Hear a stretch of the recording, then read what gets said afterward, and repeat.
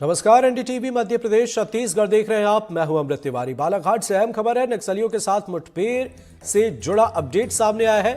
62 लाख के 4 हाईकोर इनामी महिला नक्सली ढेर किए गए हैं। एक नक्सली पर 20 लाख और 3 पर 14 लाख का इनाम था।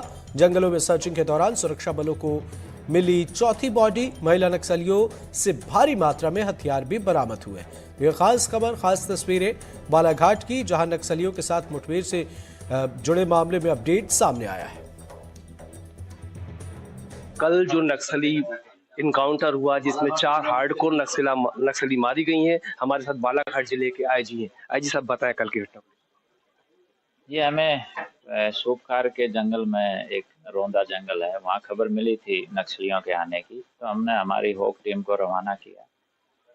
तो जंगल में मुठभेड़ हुई जिसमें 4 महिला नक्सली मारी गई। बाकी नक्सली डेंस फॉरेस्ट का फायदा उठाते हुए भाग गए, लेकिन उनको हम कंटिन्यूसली ट्रैक कर रहे हैं। अब भी हमारा बहुत बल, जिसमें होक है, सीआरपीएफ है और जिला बल है, वो सब सर्चिंग में लगे हुए हैं। सर, जैसा देखा जा रहा है कि छत्तीसगढ़ में बड़ी घटनाओं को अंजाम दिया जा रहा है, वो भागकर बालाघाट को शरणस्थली बनाए हुए हैं। वो बालाघाट को शरणस्थली बनाए हुए हैं, वो उसको तो हम सही नहीं कह सकते, क्योंकि बालाघाट में खूब कार्रवाई हो रही है।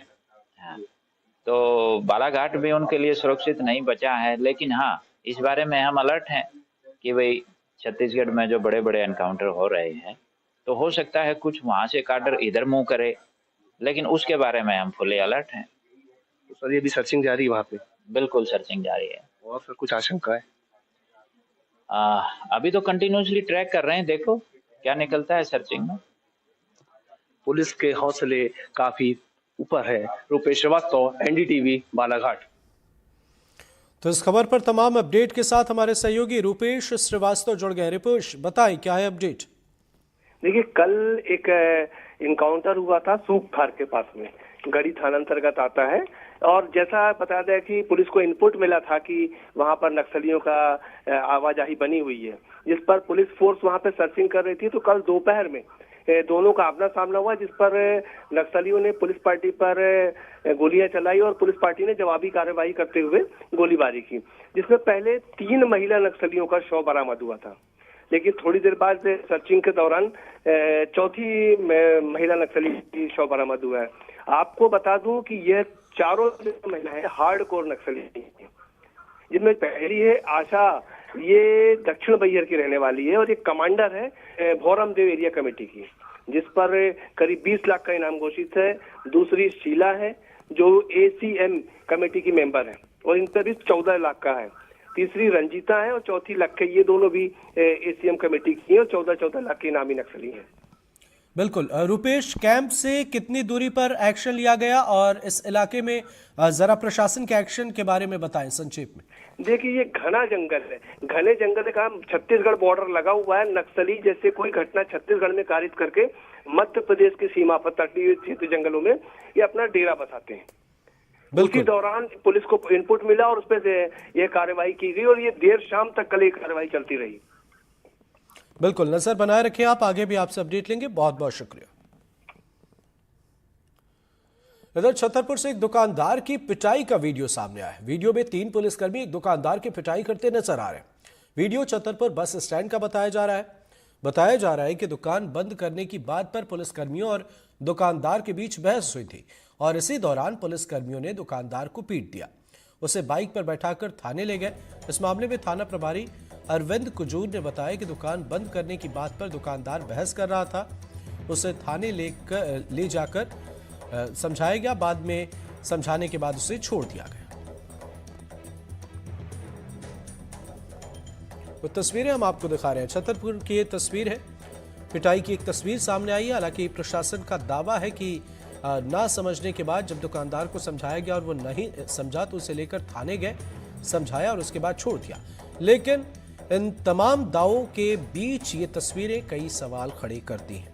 मसलन ऐसा नहीं है कि प्रशासन के समझाने के बाद कोई ना समझे और ना समझे तो उस पर पुलिस की टीम बस यूं ही लाठियां बरसाने लगी।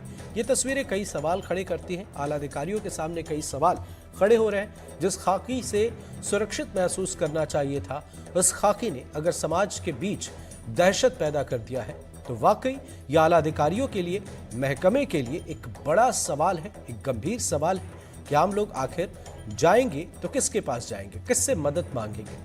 सहयोगी अरविंद तिवारी हमारे साथ जुड़े। अरविंद, इन तस्वीरों को देखने के बाद जो दावे हैं, ऐसा लग रहा है जैसे इस बीच कुछ ना कुछ और भी है।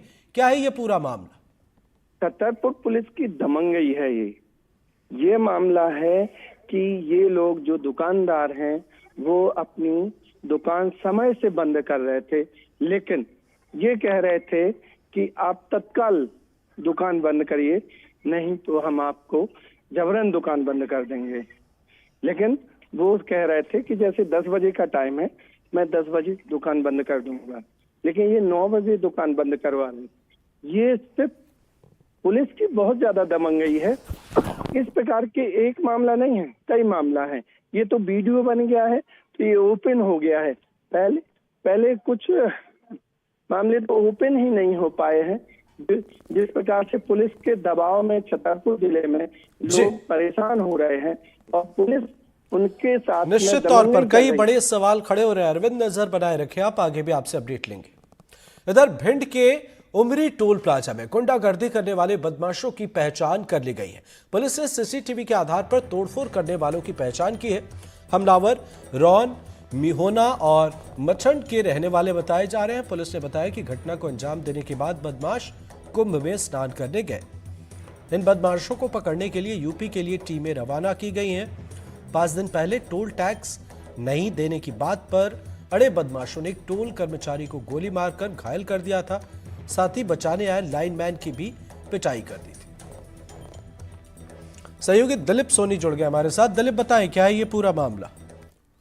देखिए, मैं आपको बता दूं, जो उमरी का जो टोल प्लाजा है, इस पर 4-5 दिन पहले जो बदमाश से टोल टैक्स नहीं देने को लेकर पूरा विवाद हुआ था। विवाद इतना बड़ा कि वो उस पर फायरिंग की गई। फायरिंग के बाद उस पर जो वहाँ एक कर्मचारी था उसके जमकर मारपीट की गई लाठी डंडे से, और साथ ही एक बचाने आए कर्मचारी को भी उन्होंने पीटा था, जिसमें 2 लोग घायल हुए थे।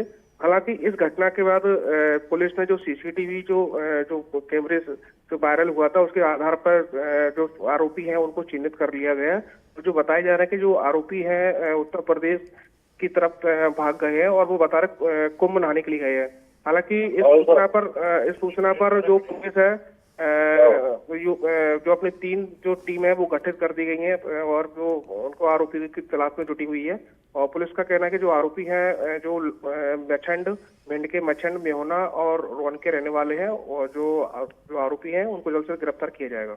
बिल्कुल, नजर बनाए रखें दिलीप, बहुत बहुत शुक्रिया। जांजगीर चांपा में शादी में नाचने की बात पर युवक की हत्या के 8 आरोपियों को पुलिस ने गिरफ्तार कर लिया है। पुलिस ने गिरफ्तार किए आरोपियों का जुलूस निकाला। इस दौरान बदमाशों से नारे भी लगवाए गए कि गुंडागर्दी करना पाप है, पुलिस हमारी बाप है।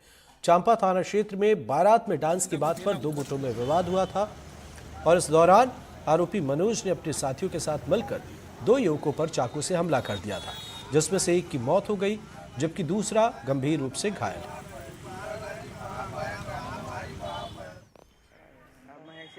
ग्राम गोविंदा बमनीडी से बारात आई हुई थी, जिस पर जो है नाचने को लेकर के 2 पक्षों में विवाद हुआ। मोहल्ले के लड़कों के द्वारा जो है बारातियों के साथ मारपीट की गई, जिसमें 2 युवक घायल थे।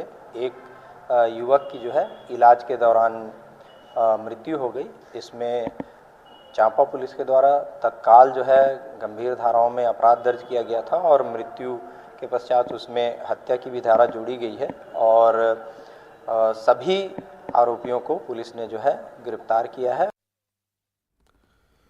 तस्वीरें आपको दिखा रहे हैं। एक युवक की हत्या के बाद प्रशासन का एक्शन नजर आया है।